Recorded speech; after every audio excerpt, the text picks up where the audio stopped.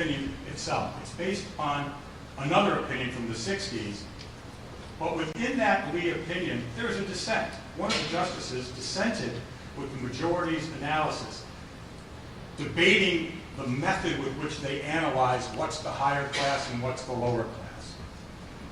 But the main reason it's distinguishable is because the Lee court was never asked to look at that second degree argument that I just mentioned. They were never asked to consider whether or not the elimination of second degree murder, thereby when the second degree merged into the aggravated battery, whether that was proper or not. That makes Lee distinguishable. But luckily, we do have guidance from both the Illinois Supreme Court and Illinois Appellate Court as to whether or not, by virtue of the way they charge the case, the state can eliminate second degree, which has happened here.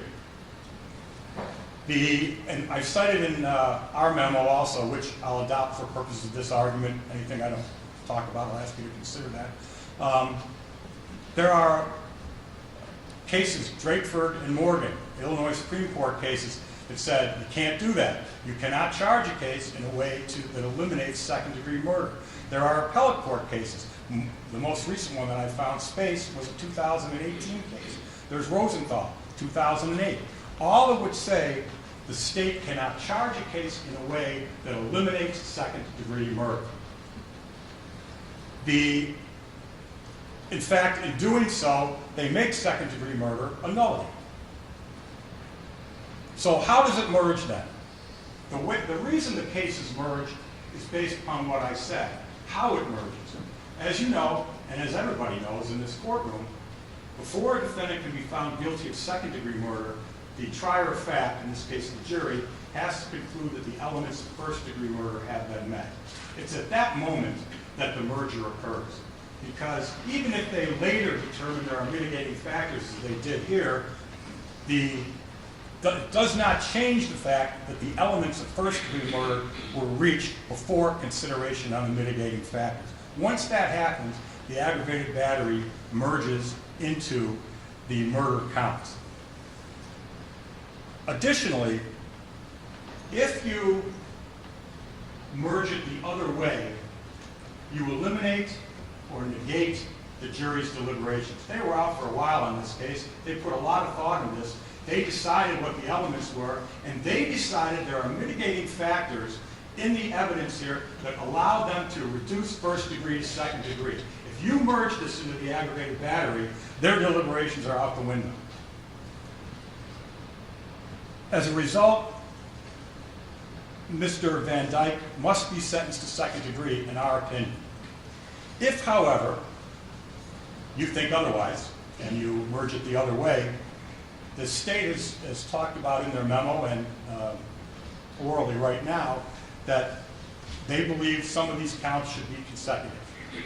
It's true. There's a section of the statute, 584, says that if there's multiple injuries and severe bodily injury occurs during those injuries to the victim of the injuries, that's a triggering offense for mandatory consecutive. But in this case, those aren't the injuries.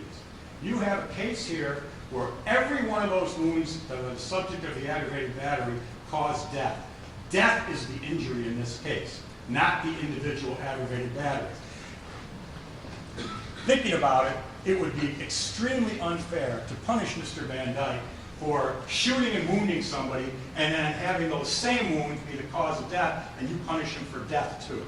That is exactly why the merger doctrine exists, and that is why he must be sentenced as to only one count. And in this particular case, because if you choose to merge into the aggravated battery, it's the defense position that you can sentence him to one count, 6 to 30 years, because death is the injury, and so therefore there's nothing to be consecutive to. I also agree with Mr. McMahon that there's proportionate penalties issues here. The fact that the minimum for the aggravated batteries could be as high as 96 years, and the maximum for second-degree murder is 20, leaves a difference of 76 years. We agree that there'd be a proportionate penalty argument under those circumstances. In this case, however, Lee is not controlling, and we're asking asking that the court sentence the defendant on second degree. Mr. McMahon, anything else? No. Thank you very much. Ladies and gentlemen, as I had said earlier, we're going to take a recess, and then we're going to go into the other phase of the sentencing, which will be the state will present aggravation and aggravation witnesses. The defense will present a mitigation and mitigation witnesses. Do we have the interpreter here yet, Mr. McMahon? So, okay. We'll adjust. She's on her way, Judge. I know. We have other witnesses to go before she arrives. Thank you very much. All right. There'll be a recess at this time.